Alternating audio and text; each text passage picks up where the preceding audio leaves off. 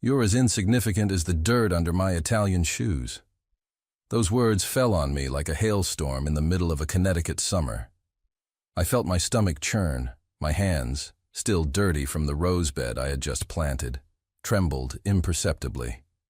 It wasn't the first time someone had diminished me for being just a gardener, but there was something in his glacial tone, in the way his gray eyes pierced through me with absolute indifference, that transformed my humiliation into something far more dangerous: fury.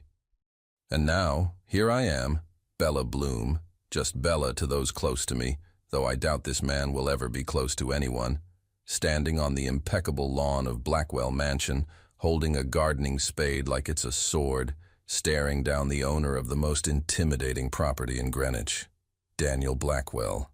His name is whispered with equal parts reverence and fear. 35 years old, tech sector billionaire, philanthropist, only when cameras are present, and known for having fired 3 secretaries in a single month. Forbes magazine described him as brilliant, ruthless, and emotionally inaccessible. I would describe him as a complete jerk in an Armani suit. "Say that again," I said, my voice coming out firmer than I expected. "Repeat what you just called me." He blinked, just once, as if an insect had dared to land in his field of vision. "Are you questioning me?" His eyebrow arched, with an arrogance so refined it was probably perfected at some private school in Switzerland. "On my property?" "I'm questioning your manners, Mr. Blackwell." I drove the spade into the ground, leaving it standing. "Which, apparently, were left behind along with your humanity in some bank vault." The silence that followed was so dense I could hear the buzzing of bees in the distant lavender. The 2 security guards behind him moved instinctively, but Daniel raised a hand, freezing them in place. He took 3 steps toward me, 3 calculated predatory steps. Tall, much taller than he seemed from afar, he positioned himself so close I could smell the absurdly expensive cologne he wore. Amber and something forbidden. "You have no idea who you're talking to, miss." "Bloom. Bella Bloom." I raised my chin, refusing to back down. "And I know exactly who I'm talking to. A man who thinks money buys the right to treat people like trash." Something dangerous flashed in those gray eyes. Anger, interest, impossible to decipher. "You're fired." "Perfect." I yanked off my gardening gloves with more force than necessary. "Because I quit the second you opened your venomous mouth." I turned my back on Daniel Blackwell, and started walking toward my old pickup truck, which looked even more pathetic parked among the Mercedes and Teslas of the other employees. "Nobody turns their back on me." His voice echoed low and lethal. I stopped. My heart was beating so hard I thought he might hear it. Well, I just did. I looked over my shoulder. "And you know what, Mr. Blackwell? Those roses I planted, they'll die within a week. Because, unlike you, they need care, attention, and a minimum of human warmth to survive." I got into the truck, started the engine that embarrassingly sputtered to life, and drove away from that property with my heart shattered for reasons I couldn't name. I needed that job, desperately, but I needed my dignity even more. The eviction notice arrived 3 days after I told Daniel Blackwell exactly what I thought of him. I stared at the crisp white paper in my trembling hands, reading the words over and over as if they might rearrange themselves into something less catastrophic. Failure to pay rent for 2 consecutive months. Vacate premises within 30 days. 30 days. I had 30 days to find a miracle. My studio apartment in Stamford wasn't much. A converted attic with slanted ceilings that made me duck every time I walked to the bathroom, and windows that rattled when trucks passed by. But it was mine. Or at least it had been. "Bella, honey, you can't keep doing this to yourself." My best friend Rosie sat across from me at the tiny kitchen table, her perfectly manicured nails wrapped around a coffee mug. Rosie worked as a receptionist at a law firm downtown, and while she didn't make much more than I did, she at least had job security. "You need to swallow your pride and find work, any work. I've applied to 15 landscaping companies this week."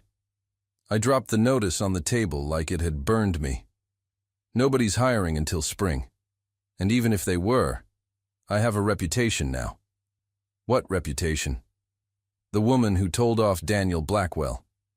I laughed bitterly.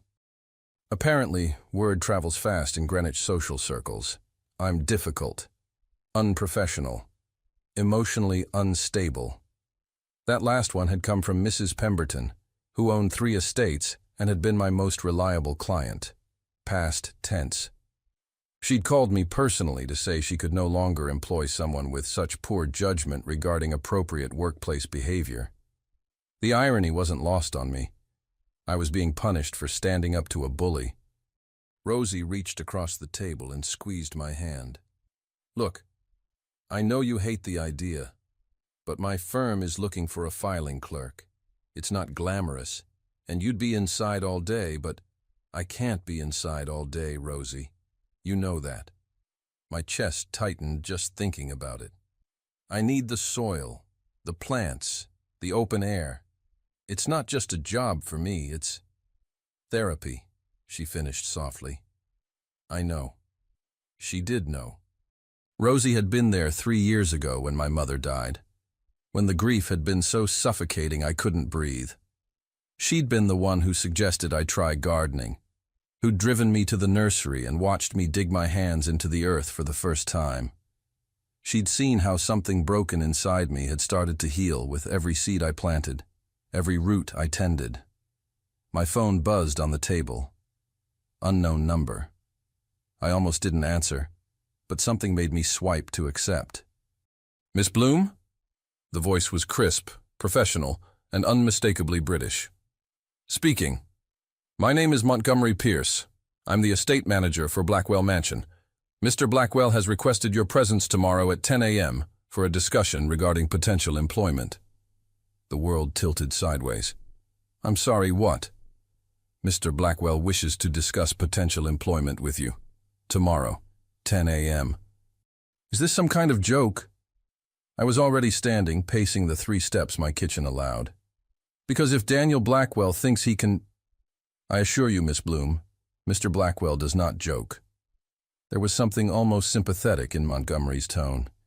He's prepared to make you a very generous offer. All he asks is that you hear him out.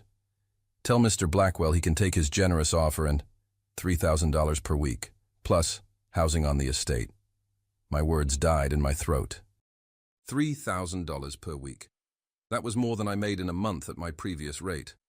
That was salvation. That was keeping my apartment, paying off my mother's medical bills, maybe even saving enough to start my own landscaping business one day. That was also a deal with the devil. Why? I managed to choke out. Why would he want to hire me after what I said to him? That, Miss Bloom, is a question only Mr. Blackwell can answer. Will you come? I looked at Rosie, who was watching me with wide eyes. I looked at the eviction notice on the table. I looked out the window at the tiny flower box where I'd managed to grow a single geranium, despite the lack of sunlight. I'll be there, I heard myself say, but I'm not promising anything. That's all we ask. Good evening, Miss Bloom. The line went dead. Bella, Rosie breathed. What just happened? I have no idea. I sank back into my chair, my legs suddenly unable to support me. But I think I just agreed to walk back into the lion's den. $3,000 a week? Rosie's eyes were saucers. That's insane. Bella, that's suspicious. She was right. It was suspicious. Generous to the point of absurdity. Men like Daniel Blackwell didn't offer charity, and they certainly didn't reward insubordination with premium salaries and housing. So what did he want? That night, I barely slept. I lay in bed staring at the ceiling, trying to imagine what kind of conversation awaited me. Would he gloat, demand an apology, make me grovel for the privilege of working on his precious estate? Or worse, and this thought made my stomach do something complicated. Was there something else in those cold grey eyes I'd seen for just a moment before I drove away? Something that looked almost like respect. No. Impossible. Men like Daniel Blackwell didn't respect people like me. We were interchangeable, disposable, beneath their notice except when we stepped out of line. But $3,000 per week suggested I'd gotten his attention somehow. And God help me, despite every instinct screaming at me to run, despite my pride and my anger and my common sense, I was curious enough to find out why. I wore my only decent dress to the meeting, a simple navy blue sheath that my mother had bought me for her funeral. The irony wasn't lost on me that I was wearing mourning clothes to negotiate with a man who seemed to have buried his heart long ago. Montgomery Pierce met me at the mansion's entrance, a silver-haired British gentleman who looked like he'd stepped out of a period drama. His posture was impeccable, his suit without a single wrinkle, and his expression carefully neutral. "Miss Bloom punctual. Mr. Blackwell appreciates punctuality." He gestured for me to follow him through the marble foyer. "A word of advice, if I may." "Please." "Mr. Blackwell is not a man who makes offers twice. Whatever you decide today will be final." I nodded, my mouth too dry to speak. We walked through corridors lined with artwork that probably cost more than my entire life savings, past windows overlooking gardens that should have filled me with joy but instead felt like a taunt. Someone else was caring for those roses now. Someone else who probably didn't talk back. Montgomery stopped before an enormous oak door. "His study. He's expecting you." The door swung open before I could knock. Daniel Blackwell stood behind a massive desk, backlit by floor-to-ceiling windows that overlooked his estate. He'd removed his suit jacket, and his white shirt was rolled to his elbows, revealing forearms that were surprisingly muscular for a tech billionaire. He was reading something on his tablet and didn't look up. "Sit," he said, not a greeting but a command. Every instinct told me to turn around and leave. Instead, I sat in the leather chair across from his desk, my back straight, my hands folded in my lap. 30 seconds passed. Then a minute. He still hadn't looked at me. "If you brought me here to play mind games, Mr. Blackwell, I have better things to do with my time." His eyes snapped up, and I saw it again. That flash of something that might have been amusement or calculation. With him, it was impossible to tell. "Better things than a job that pays $3,000 per week?" He set down the tablet. "I find that difficult to believe, given your current financial situation." My blood turned to ice. "How do you know about my financial situation?" "I make it my business to know everything about people who work for me, or who might work for me." He leaned back in his chair, fingers steepled. "Eviction notice. 2 months behind on rent. Medical debt from your mother's cancer treatment totaling $47,000. Student loans you can barely service. Shall I continue?" I wanted to be furious at the invasion of privacy, but mostly I felt exposed, vulnerable, like he'd stripped away every protective layer I'd built. That's borderline stalking. That's due diligence. He stood, moving to a bar cart and pouring himself 2 fingers of amber liquid. He didn't offer me any. "You told me my roses would die without proper care. They're thriving." "I'm glad to hear it." "The gardener I hired to replace you quit after 3 days. Said the roses were impossible. The second one lasted a week. The third didn't even make it through orientation." Despite myself, I felt a small surge of satisfaction. "Maybe you should try being nicer to your staff." "Maybe," he said, and there was something in his voice I couldn't identify. "I should hire someone who isn't afraid to tell me the truth." He moved around the desk, leaning against it, too close but not quite invading my space. The cologne again, amber and something darker, something that made my pulse quicken against my will. "Here's what I'm offering, Miss Bloom. $3,000 per week to manage my gardens. Full creative control over the landscaping. Housing in the guest cottage on the property. 2 bedrooms, fully furnished. Health insurance that will cover the remainder of your mother's medical debt." My heart hammered. It was too good, too perfect, too suspicious. "What's the catch?" "The catch," he said slowly, his gray eyes boring into mine. is that you work exclusively for me. No other clients. You live on the property, and you maintain the same level of brutal honesty you demonstrated during our first meeting. You want me to insult you regularly? That's the job requirement?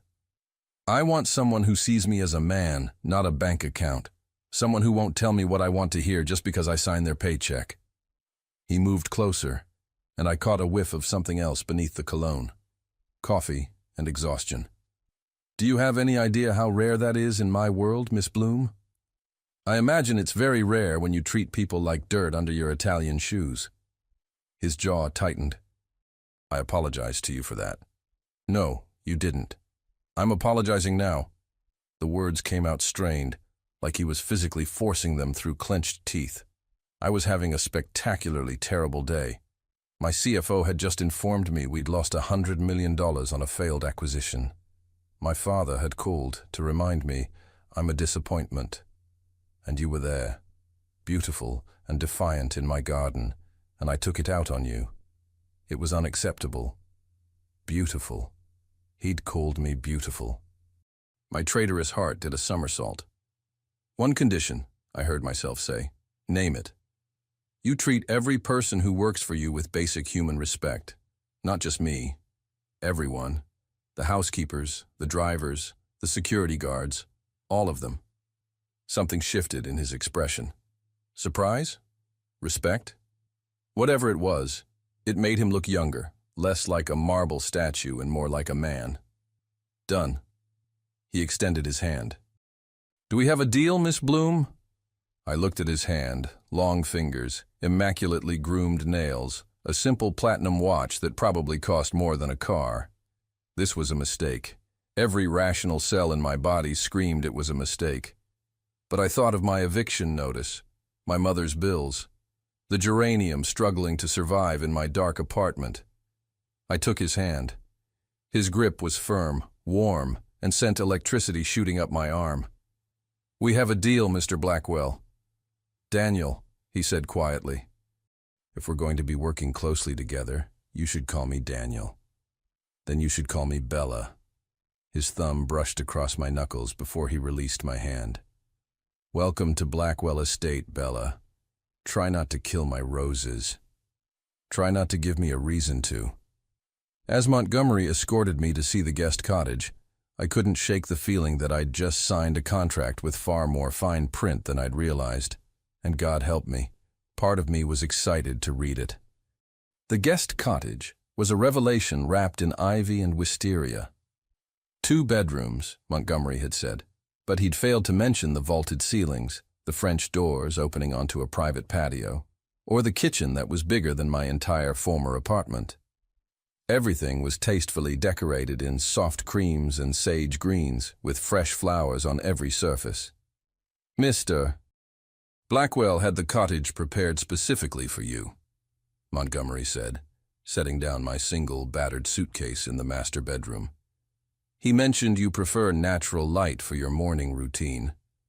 The east-facing windows flooded the room with golden sunshine. I blinked back unexpected tears. He remembered that? Mr. Blackwell, Montgomery said carefully, remembers everything. It's both his greatest strength and his heaviest burden.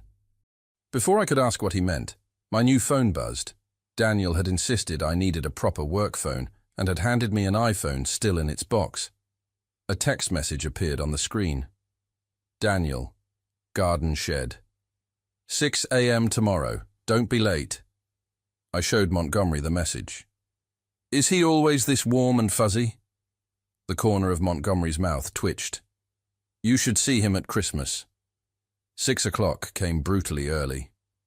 I'd spent half the night exploring the cottage, unable to believe this was temporary housing. The bathroom had heated floors. I'd stood on them for 10 minutes just marveling at the luxury. Daniel was already at the garden shed when I arrived, wearing dark jeans and a fitted black t-shirt that did absolutely nothing to hide the fact that he apparently spent time doing something other than crushing souls and counting money. You're 2 minutes late, he said without looking up from the tablet he was studying. You're 2 minutes too obsessed with punctuality. His eyes met mine, and there was that flash again. amusement dancing with something darker. Did you sleep well? Like I was drugged. That mattress is ridiculous. $8,000 mattress. Orthopedic memory foam. He set down the tablet. I want you to walk me through your vision for the estate. Everything. Don't hold back. For the next hour, we walked the grounds as the sun climbed higher. I pointed out where the drainage was poor, where certain plants were struggling, where the design felt stiff and formal instead of alive. Daniel listened, asked surprisingly intelligent questions, and took notes on his tablet. The rose garden, I said as we stood before the beds I'd planted during my brief first tenure, needs companion plants, lavender, catmint, alliums. They'll deter pests naturally and add texture. The previous gardener said roses should stand alone, that mixing plants was amateurish. The previous gardener was an idiot. I knelt down, examining the soil. Plants aren't meant to be isolated, Daniel. They thrive in community. They protect each other, share resources, communicate through their root systems. Communicate? I looked up at him, shading my eyes against the sun. He was backlit like some fallen angel, and I had to remind myself he'd called me insignificant less than a week ago. Trees and plants send chemical signals through fungal networks in the soil. They warn each other about pests, share nutrients with struggling neighbors. Scientists call it the wood wide web. I stood, brushing dirt from my knees. Even in nature, nothing survives alone. Something shifted in his expression. Pain, longing, it was gone before I could name it. Interesting theory, he said, his voice neutral again. Order whatever you need. Budget is unlimited. Unlimited? Daniel, I could bankrupt you. You couldn't bankrupt me if you gold-plated every tree on the property. He checked his watch. Platinum, I noticed, catching the light. I have a video conference in 20 minutes. Montgomery will set you up with the procurement system. He started to walk away, then stopped. Bella? Yes? Thank you. For what? For seeing the garden as something alive, something that needs community. He met my eyes, and for just a moment, his carefully constructed walls cracked. Most people only see the property value. Before I could respond, he was gone, striding back toward the mansion with his phone already pressed to his ear. I spent the rest of the day cataloging the gardens, making lists, sketching designs. It was heaven. Pure, uninterrupted creative flow. Around 3 o'clock, one of the housekeepers, a sweet woman named Maria, brought me lunch on a tray. Mr. Blackwell said you forget to eat when you're working, she said, setting down a gourmet sandwich and fresh lemonade. He made me promise to check on you every few hours. He's monitoring my eating habits now. Maria smiled knowingly. He monitors everything, Miss Bella, but this is different. Different how? In 3 years, I've never seen him walk the gardens with anyone. Not business associates, not dates, not family. She patted my shoulder. You made him smile. That's different. After Maria left, I sat on a stone bench and tried to process that information. Daniel Blackwell didn't strike me as someone who smiled often, and certainly not because of me. I was just the gardener, an employee, someone he'd hired because I was too stupid and proud to know when to keep my mouth shut.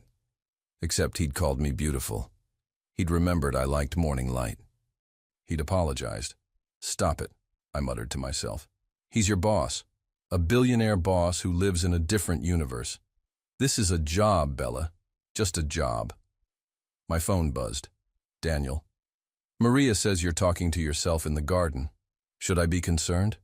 I laughed despite myself, typing back. Me. Only if you're afraid of women who argue with plants. We have very stimulating conversations. 3 dots appeared, disappeared, appeared again. Daniel. Dinner. 8 p.m. My private dining room. Montgomery will show you. Me. Is this optional? Daniel. No. Me. Then it's not really dinner, is it? It's a summons. Daniel. If you prefer, we can call it a mandatory meal-based meeting. Me. That's even worse. Daniel. 8 p.m. Bella. Wear something nice, or don't. I find I don't particularly care what you wear. The last line made my stomach flip in ways that were absolutely inappropriate for an employer-employee dynamic. Me. This isn't part of my job description. Daniel. I'm adding it. Amendment 1. The gardener will occasionally have dinner with her employer to discuss landscaping plans and prevent him from eating alone like a sociopath. Effective immediately. I stared at the screen for a long moment. Me. You know you can't just amend contracts unilaterally, right? Daniel. I just did. See you at 8, Bella. Don't be late. I sat in the garden as the sun began its descent, holding my phone, wondering what the hell I'd gotten myself into. And wondering why part of me was already counting down the hours until 8 o'clock. I changed outfits 4 times before settling on a simple emerald green dress that Rosie had forced me to buy last year for emergencies.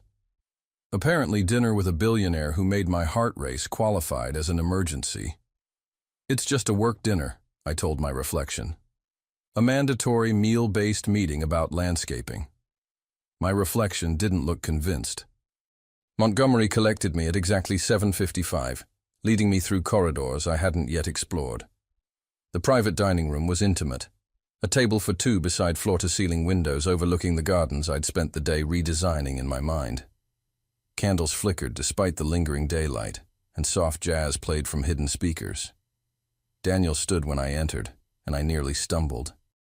He'd changed into a charcoal gray suit with no tie, the top 2 buttons of his white shirt undone. His hair, usually severely controlled, was slightly disheveled, like he'd been running his hands through it. He looked less like a corporate titan and more like a man who'd forgotten to maintain his armor. "You wore green," he said, his voice rougher than usual. "It matches your eyes." "You noticed my eye color?" "I notice everything about you, Bella. That's becoming a problem." The honesty in his words stole my breath. Before I could respond, Montgomery appeared with wine, poured 2 glasses, and vanished like smoke. Daniel pulled out my chair. His fingers brushed my bare shoulder as I sat, and I felt that touch everywhere. "Tell me about your mother," he said once we were alone, sitting across from me with his wine untouched. The request caught me off guard. "Why?"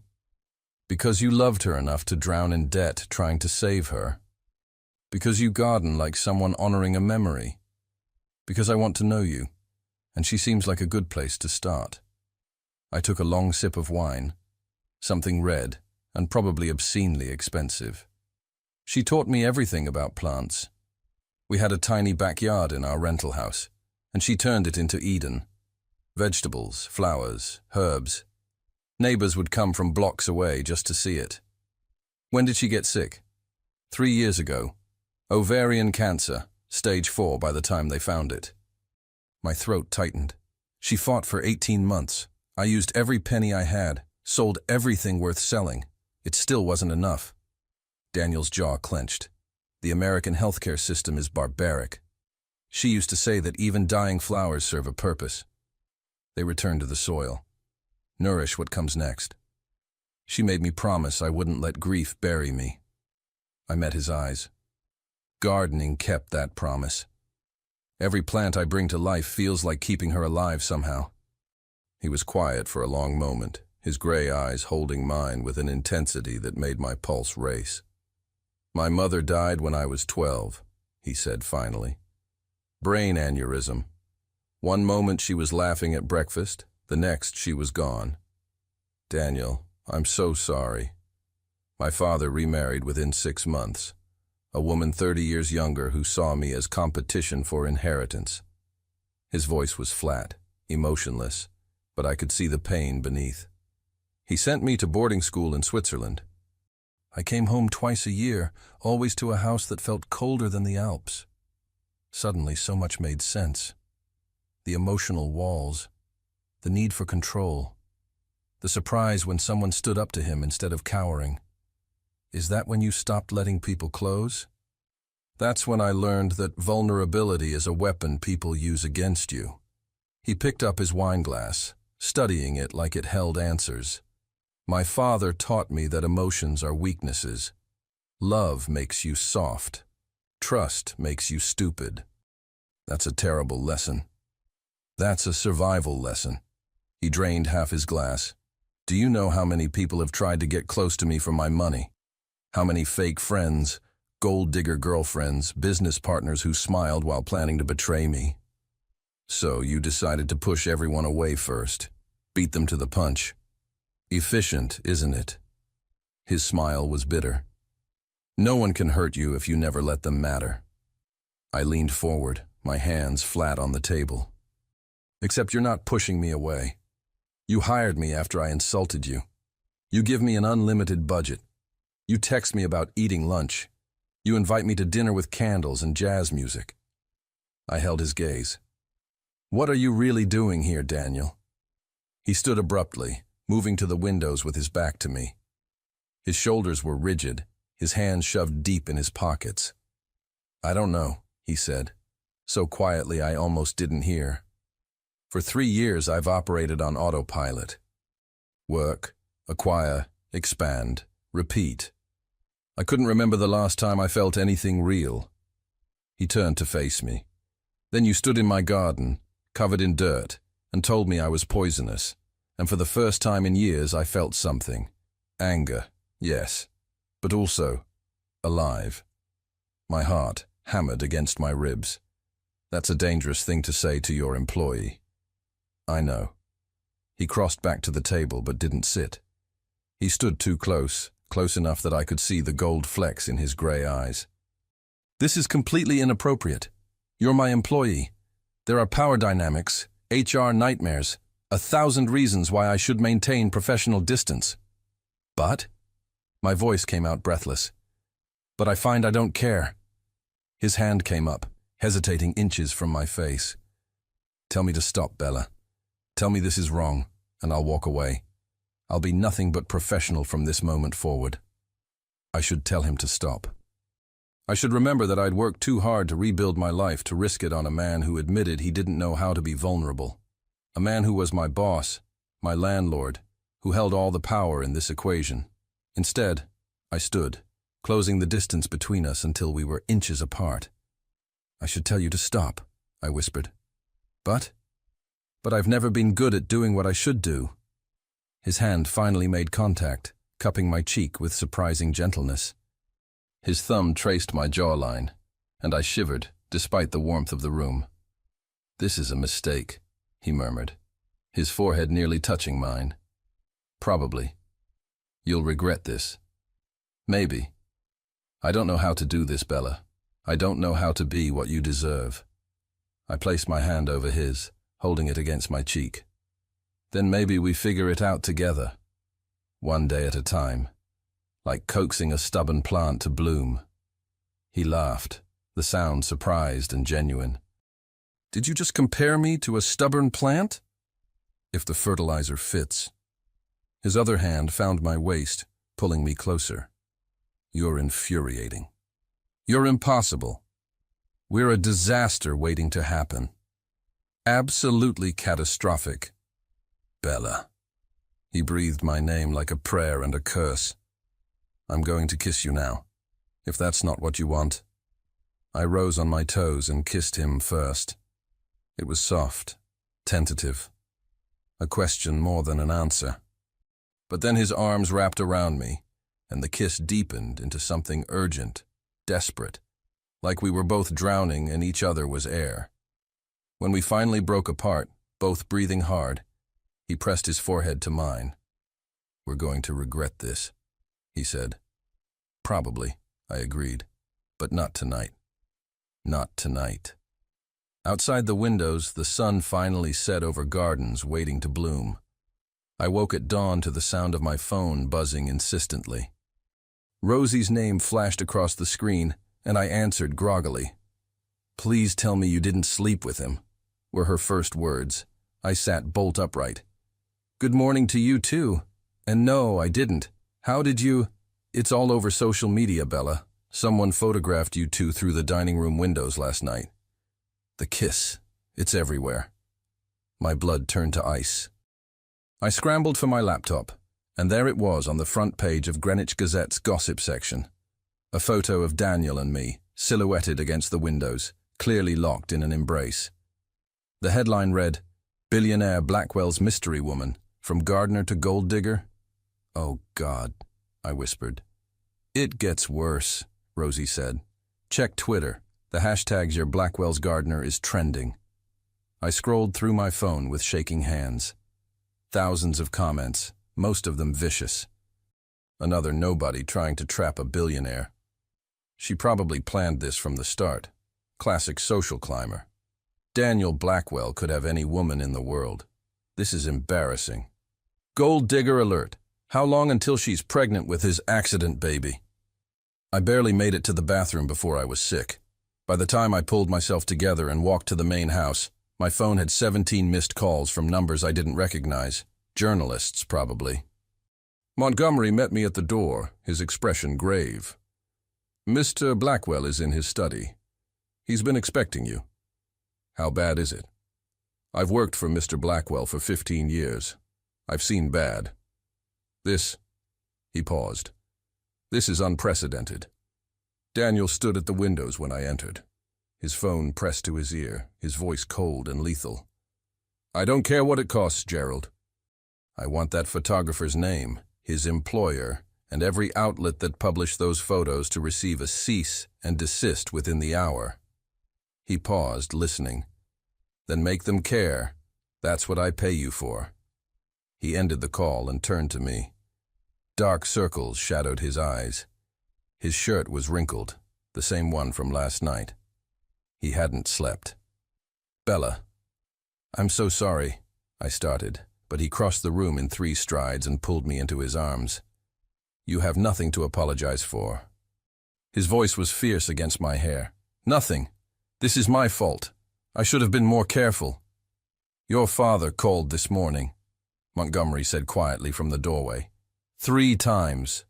Daniel's entire body tensed. "Tell him I'm unavailable. He's on his way here. He'll arrive within the hour." I pulled back to look at Daniel's face. The vulnerability from last night had vanished, replaced by something harder, colder. "What does this mean?" "It means," Daniel said, his jaw tight, "that my father is about to make this infinitely worse." Richard Blackwell arrived in a Mercedes limousine that probably cost more than most houses. He swept into Daniel's study like a storm, silver-haired and sharp-eyed, wearing a suit that screamed old money and older contempt. "Daniel." He didn't acknowledge me at first, which was almost a relief. "Do you have any idea the damage you've caused? The board is in chaos. Our investors are questioning your judgment. Senator Mitchell called me personally." "Good morning to you too, Father." Daniel's voice could have frozen hell. Richard finally looked at me, his gaze traveling from my worn jeans to my face with undisguised disdain. "This is her, the gardener." "This is Bella Bloom," Daniel said, his hand finding mine. "And she's not going anywhere." "Don't be ridiculous." Richard pulled out his phone, tapping something. "I've already had my people draw up the paperwork. A non-disclosure agreement and a generous settlement. $2 million should be sufficient for her to disappear quietly." The room spun. $2 million. To walk away. To never see Daniel again. "You're offering me money to leave," I heard myself say. "I'm offering you a future that doesn't involve being crucified by the media." Richard's smile was cold. "My son may think with his heart, or lower, but I think with my head.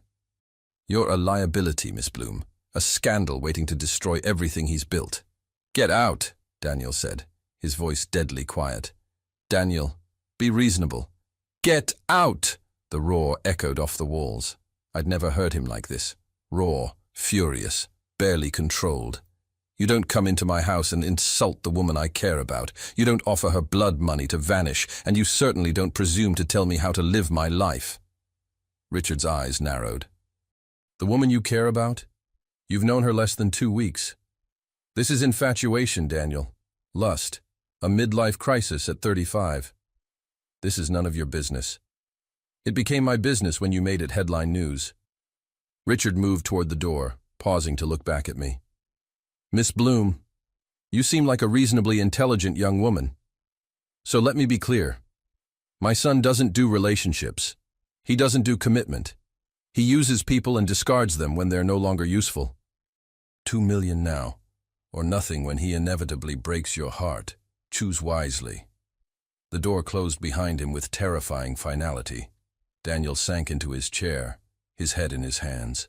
I stood frozen, Richard's words echoing in my mind. He uses people and discards them when they're no longer useful. Is he right? I asked quietly. About what? About us. About this being infatuation. About you. I swallowed hard. About you not doing relationships. He looked up at me, and the pain in his eyes nearly broke me. I don't know, Bella. I've never felt like this before. I have no roadmap, no reference point. Maybe this is infatuation. Maybe it will burn out in a week. He stood, crossing to me. Or maybe it's the beginning of something real, and I'm terrified because I have no idea how to do real. The media is calling me a gold digger. Let them talk. Your father offered me $2 million to disappear. You're still here. Your business partners think I'm a scandal.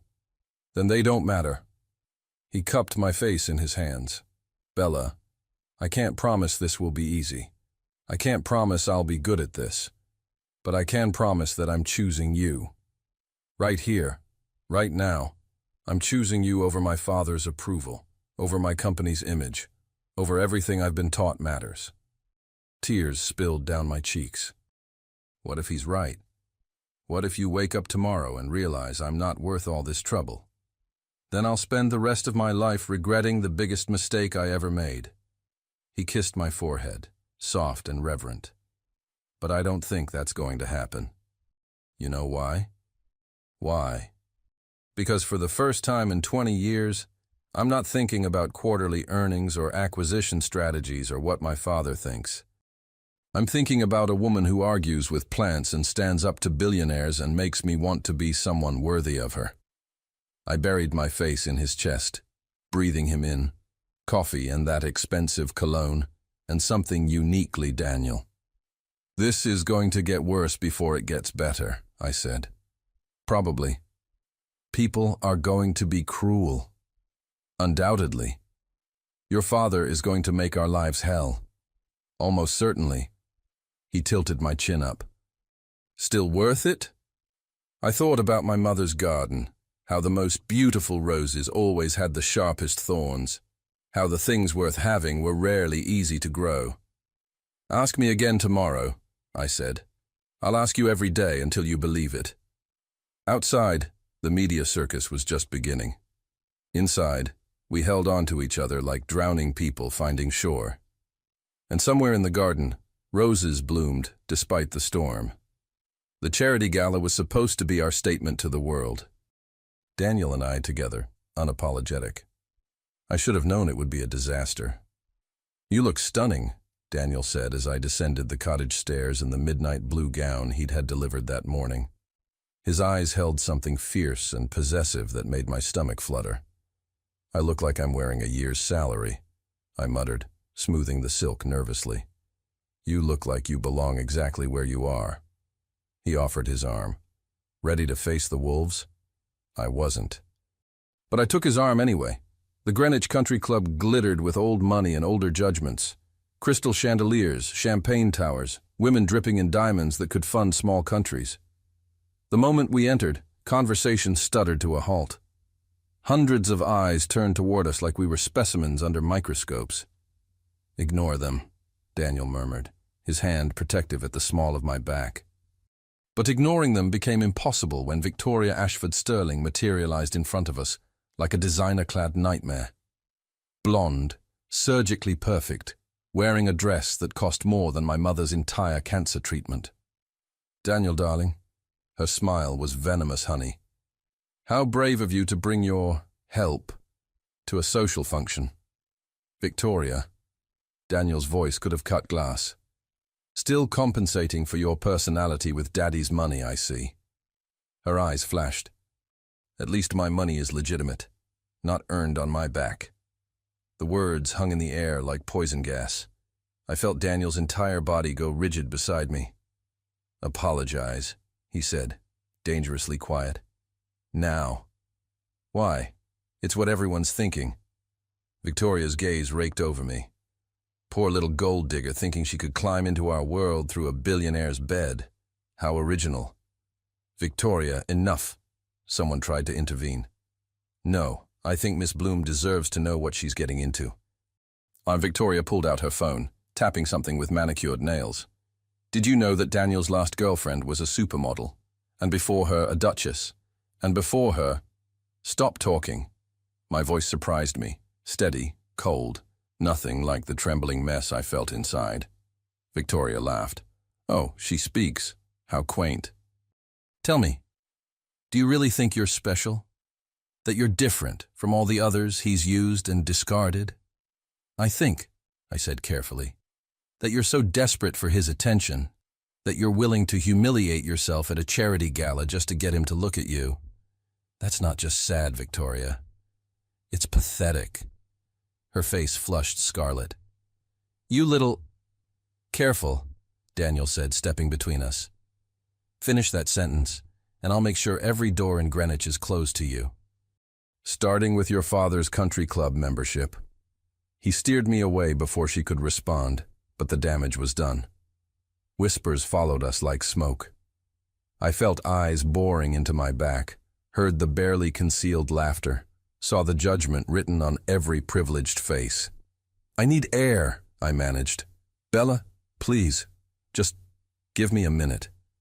I fled to the terrace, gulping down the cool night air like a drowning woman finding surface. My hands shook as I gripped the marble balustrade. "She's right, you know." The voice came from the shadows. Richard Blackwell stepped into the light, bourbon in hand. "You don't belong here. Go away. In 3 weeks, my son has lost a $50 million deal because the CEO found your relationship distasteful. His board is discussing a vote of no confidence. His reputation, built over 15 years, is being destroyed." Richard moved closer. "All because he's infatuated with a woman who plants flowers. That's not my fault." "Isn't it?" His smile was cruel. "You could walk away, take the money, disappear. Let him rebuild what you've destroyed." "I haven't destroyed anything." "Haven't you?" He pulled out his phone, showing me a news article. "Blackwell Technologies stock down 15%. Major investors pulling out. His company is hemorrhaging money because of you." The words blurred. 15%. Millions of dollars. People's jobs, pensions, livelihoods. "That's not because of me," I said, but my voice wavered. "No? Then why did it start the day those photos went public?" Richard pocketed his phone. "My son is brilliant, but he has one fatal flaw. He feels too much. And right now he's feeling something for you that's going to cost him everything he's worked for. He would tell me if... He won't, because he's in too deep to see clearly. But you can." Richard's eyes bore into mine. "You can be the person who saves him from himself. Walk away, Miss Bloom. Do the right thing." He left me standing there, shaking, as his words echoed in my head. I found Daniel in the main hall, surrounded by board members. His face was drawn, tension radiating from every line of his body. When he saw me, relief flooded his features. "Bella, thank God. Listen, something's come up." "Mr. Blackwell." A silver-haired man I recognized from business magazines stepped forward. "We need to discuss the Henderson merger. In private." "It can wait." "It really can't. They're threatening to pull out unless you address certain concerns." The meaning was clear. Unless he addressed me. "Then tell Henderson to go to hell," Daniel said flatly. "That's a $300 million deal. I don't care." But I did. I cared that people were losing jobs. I cared that his life's work was crumbling. I cared that every moment he chose me, he lost something else. "Daniel," I said quietly, "we need to talk." Something in my voice made him go still. "No. You don't know what I'm going to say. I know that tone. I know that look. He grabbed my hand. Bella, don't. Your father showed me the stock reports, the lost deals, the board vote. My voice cracked. You're losing everything because of me. I don't care about any of that. But I do. The words came out louder than intended. People turned to stare. I care that you're sacrificing everything you've built. I care that people are calling you reckless and irresponsible. I care that I'm destroying your life. You're not destroying anything. They are. The people who can't see past their prejudices, who value money over humanity. Your company is bleeding money, Daniel. Real money. People's jobs are at stake. Then I'll fix it without compromising us. How? I pulled my hand from his. How are you going to fix it when every day we're together it gets worse? When your own board wants you gone? When your father... My father is a manipulative bastard who's been trying to control me my entire life. Don't let him win. This isn't about winning. Tears streamed down my face. This is about me watching you lose everything that matters because you're too stubborn to admit this isn't working. The silence that fell was deafening. Daniel's face went white. Is that what you think? That this isn't working? I think we're from different worlds. I think maybe Victoria was right. Maybe I am just another... Don't. His voice broke. Don't finish that sentence. Don't let them make you believe you're anything less than extraordinary. I'm not extraordinary, Daniel. I'm a gardener who can't even save the man she...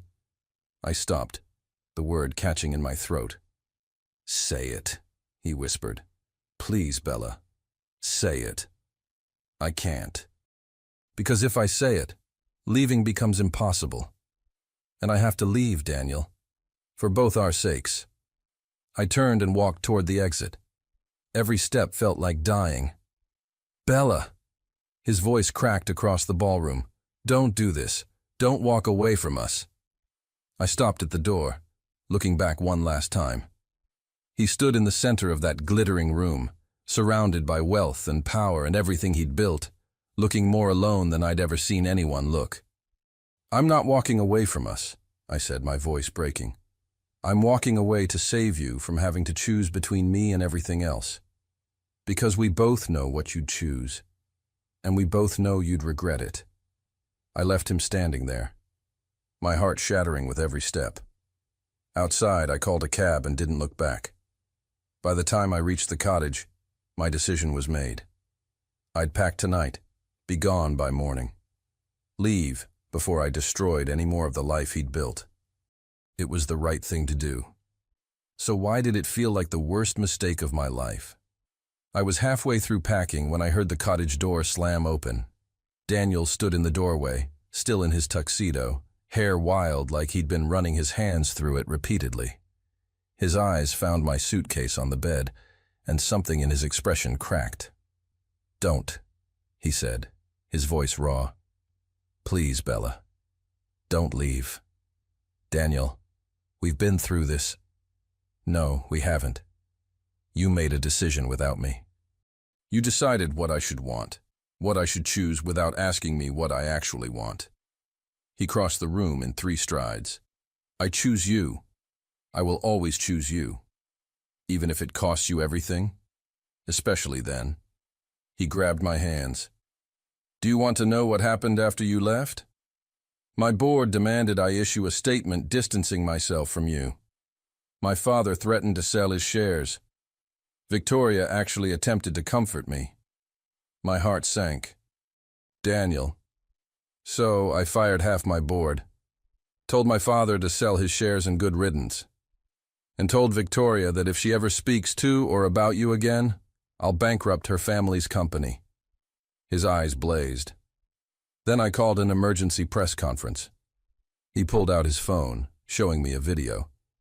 Daniel, standing before dozens of cameras and microphones, looking fierce and uncompromising. My personal life is no one's business but my own. However, since the media has decided to make it their concern, let me be crystal clear. Bella Bloom is not a scandal. She's not a gold digger. She's an extraordinarily talented landscape designer who I was lucky enough to meet. And yes, I'm in love with her. My breath caught. The video continued. To those investors and board members who find this distasteful, I invite you to take your money elsewhere. I built Blackwell Technologies from nothing once. I'll do it again if necessary. What I won't do is compromise my integrity or abandon someone I care about because society has outdated ideas about class and worth. If you can't respect that, you don't deserve to be part of my company. The press had erupted in questions. Daniel silenced them with a raised hand. One more thing. To my father, who offered Bella money to leave, your manipulation stops today. You've controlled enough of my life. You don't get to control my heart. And to Bella herself, if you're watching, come back. Please.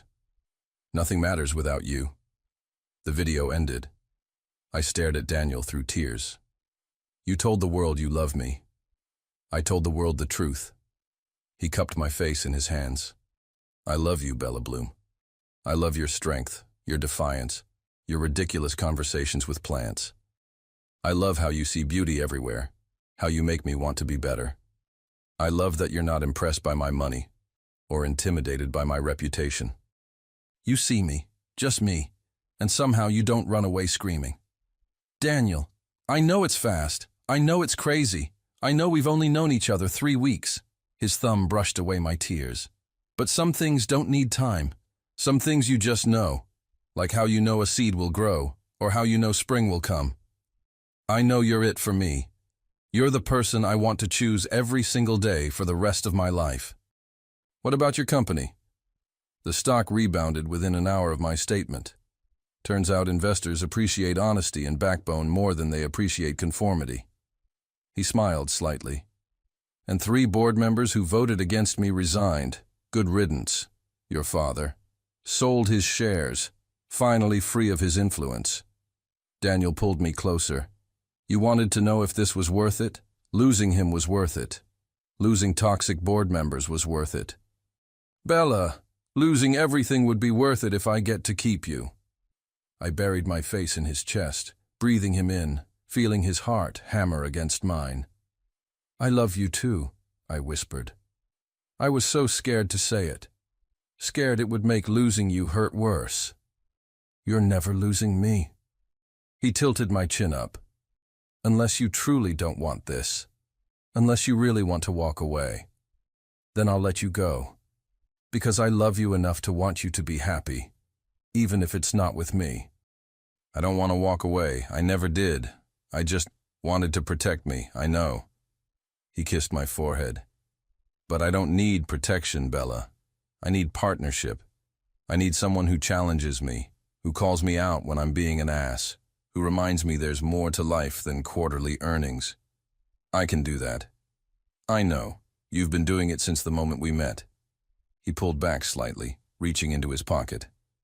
Speaking of which, he pulled out a small velvet box, and my heart stopped. Daniel, we've been together 3 weeks. I'm not proposing, not yet. I want to do this right, court you properly, let you meet the few family members I actually like. He opened the box, revealing a delicate gold ring with a small emerald. This was my mother's, the only thing I kept of hers. I want you to have it. Not as an engagement ring, but as a promise. A promise that I'm serious. That you're not a phase or an infatuation. That I'm in this for the long haul. I looked at the ring. Simple, elegant, loved. And something inside me healed. It's beautiful. He slipped it onto my right hand. Perfect fit. Like it was meant for you. I'm still going to argue with you, I warned. I'm counting on it. And I'm keeping my job. I'm not becoming some kept woman.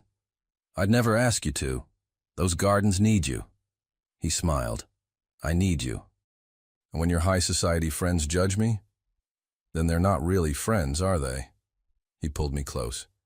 We'll build our own world, Bella, one where what matters is how we treat each other, not what last name we have or how much money is in our accounts. I rose on my toes and kissed him, soft and sweet and full of promise. Take me to bed, I whispered against his lips. Now? Now. We've wasted enough time trying to do the noble thing. I'm done being noble. His eyes darkened with heat. You're sure? I've never been more sure of anything. He swept me into his arms, carrying me toward the bedroom. Have I mentioned that I love you? Once or twice, but I don't mind hearing it again. I love you, Bella Bloom.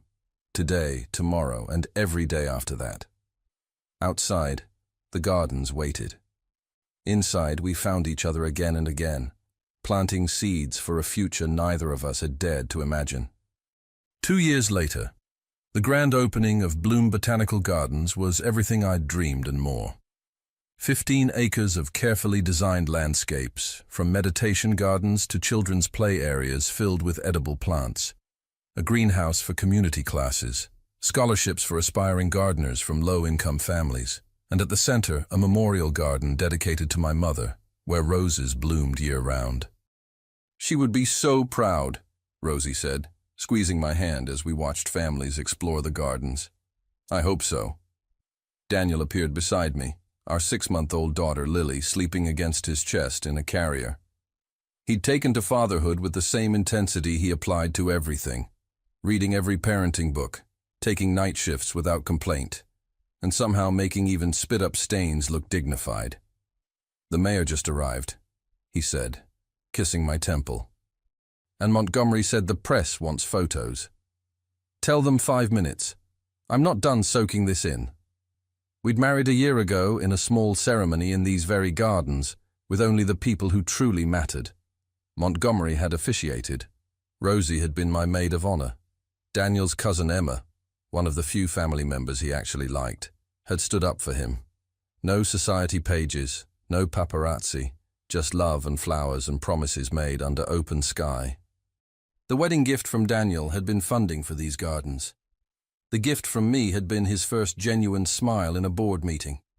I'd attended as his wife and largest shareholder after his father's shares had been redistributed, and I'd voted down a proposal to cut employee benefits. The other board members had learned quickly that I wasn't there to be decorative. "Daddy!" Our 3-year-old son Ash came running, his hands covered in soil. "I planted a seed. Miss Maria said it'll grow into a sunflower." Maria, who now worked part-time at the gardens teaching children about plants, beamed with pride. "That's wonderful, buddy." Daniel somehow managed to high-five him without waking Lily. "What do we say about soil?"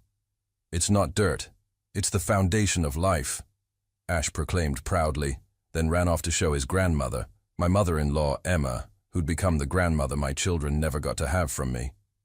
Victoria Ashford Sterling walked past with her new husband, both looking thoroughly uncomfortable in the outdoor setting. She'd been forced to attend as part of her father's deal with Daniel, a business merger that required social cooperation. She nodded stiffly. I smiled genuinely. Time had taught me that her opinion didn't matter. Richard Blackwell hadn't been invited. Last I heard, he was living in Monaco with wife number 4, still bitter about losing his son. Daniel sent him a Christmas card every year, not out of obligation, but as proof that cutting toxic people from your life could lead to happiness. "Ready?" Daniel asked as the mayor approached. "Ready?" We gave our speeches, cut the ribbon, and watched as hundreds of people flooded into the gardens. Children laughed, elderly couples walked hand in hand, families picnicked under the trees, everything growing, thriving, connected.